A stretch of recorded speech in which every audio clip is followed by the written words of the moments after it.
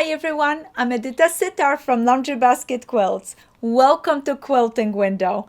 We are having so much fun this year with our Spring Mystery. Are you joining us in? Are you having fun planting beautiful flowers? I hope so. Soon enough, we're gonna be putting everything together into a beautiful arrangement. I can't tell you how, I can't give you those clues, but today I sure can share a clue number 5 with you.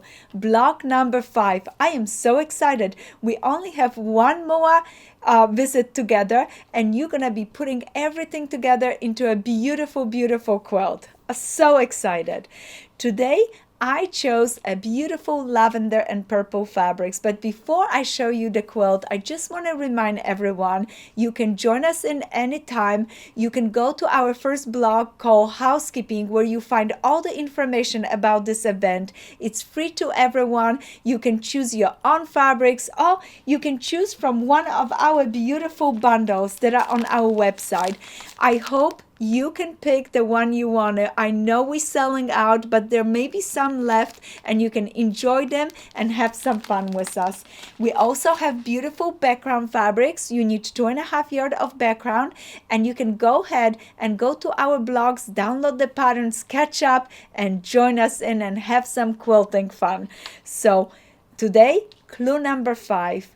There could not be a garden without grandmother's garden. Look at this cute block that we're going to be doing today. Those cute flowers are gonna be perfect for our garden quilt.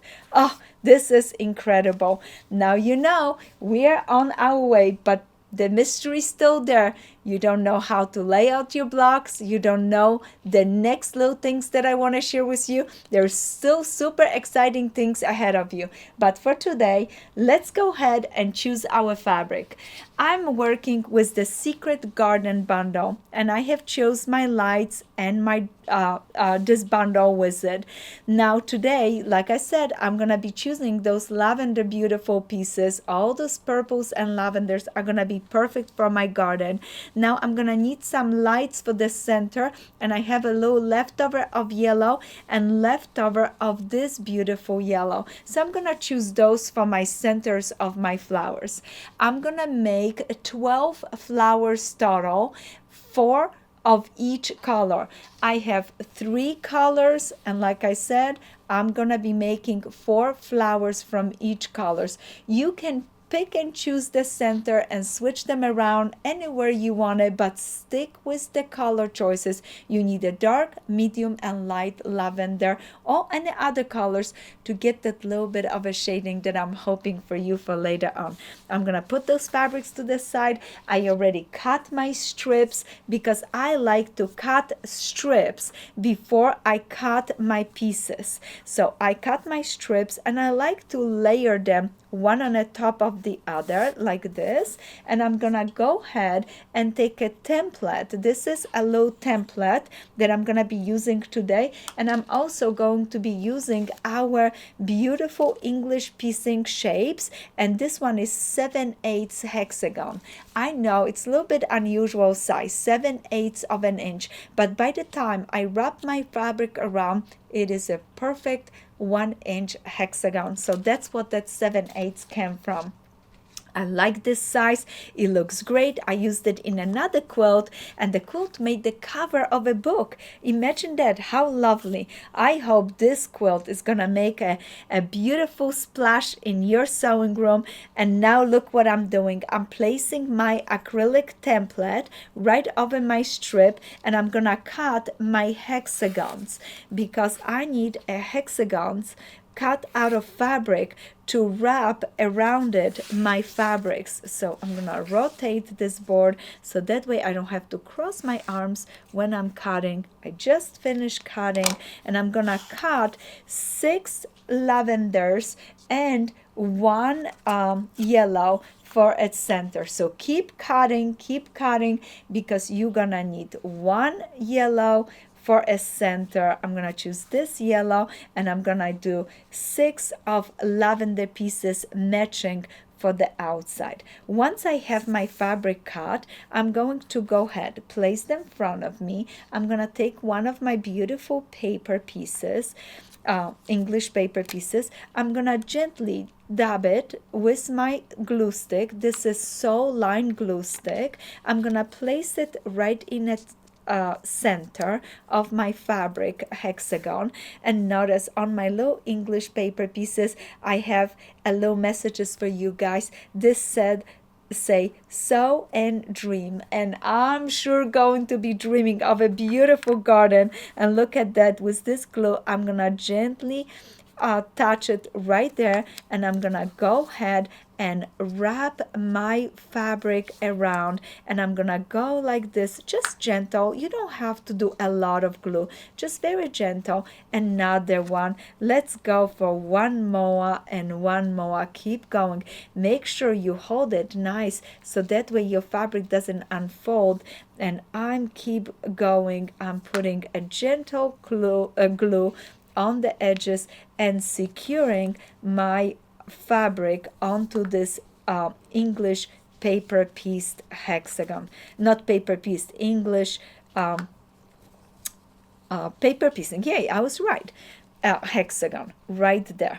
Okay, look at this, how sweet. Isn't that beautiful? So I'm going to be doing this. I need to do one yellow, like I said, and I already did it for me as 6 of the lavender ones, and I'm gonna place them all the way around because I'm planning to make a flower just like this. Okay, I'm gonna start now with taking one yellow and one purple, and I'm gonna place them right sides together. In the meantime, I got myself a needle, and I'm using embroidery needle size 11. I like the embroidery needles because they are very nice to work with, and they have a bigger eye to easily thread the needle. I thread the put the thread through the needle. Now I have a thread. My thread is no longer than from my fingertips to my elbow. Don't do too long of a thread because it gets knotted and it gets in trouble. I'm holding two of my pieces really nice and gentle together. I'm gonna start right in a corner, and I'm gonna now whip stitch a little stitches starting. I'm gonna start right there, and I'm just gonna try to grab just the edge of my pieces, just the edge right there. The paper is pushing me away, and I'm gonna just whip stitch because I want to stitch them together. Somebody was asking me one time, can you do this by a machine? Absolutely, you can sew it by a machine. You would have used a gentle zigzag, very, very small. But guess what? This part of this assembly and our mystery, it's so much fun. And I love that we get to do a little bit hand sewing and watch the garden grow and take our time and stitch. So right there, I'm gonna just stitch like this, and I'm gonna secure my first hexagon right in place. And as soon as I finish my first hexagon, it is going to be time to go ahead and sew another one and another one and another one. And in no time, I'm gonna have a beautiful flower. I'm so excited about it. When I come to the corner, I like to put 2 stitches because I want it to be nice and secure. Now look at this. I open it up, and here it is, beautifully stitched together. If you want to hide the thread and the stitches, use a darker thread. A taupey darker thread 2370 hides beautifully. I'm using the lighter thread today because I want you guys to see my stitches as you're watching this video. So right there, I'm gonna open it up, and now it's time for my next hexagon. I'm gonna go ahead, place it next to my purple. I will stitch it. Then once I finish stitching, I'm gonna go ahead, weave my thread back to this beginning point, open it up, and then I will fold this right sides together. This will require me to fold my hexagon right here in half so I can now stitch this area. I'm gonna keep going in that manners so I can go ahead and secure all of my hexagons all the way around my flower, and look at how cute it is. And yes, don't be afraid if you have to fold to stitch something, you go ahead and do that. The most important is that you stitch all the way around, secure all your hexagons, make sure that there is no little holes right here.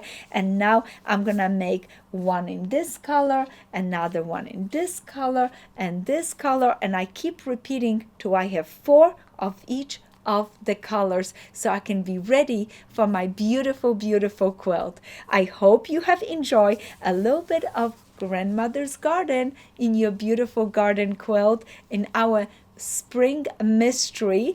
I hope you are excited about our next step. We are so close to the end, and I can't wait to show you how all those beautiful flowers will come together. And next week, I have a special surprise for you, one of my favorite techniques. Happy quilting, and I can't wait to see your quilts. Make sure you tag us and post your pictures with hashtag Spring Mystery 2023. Happy quilting!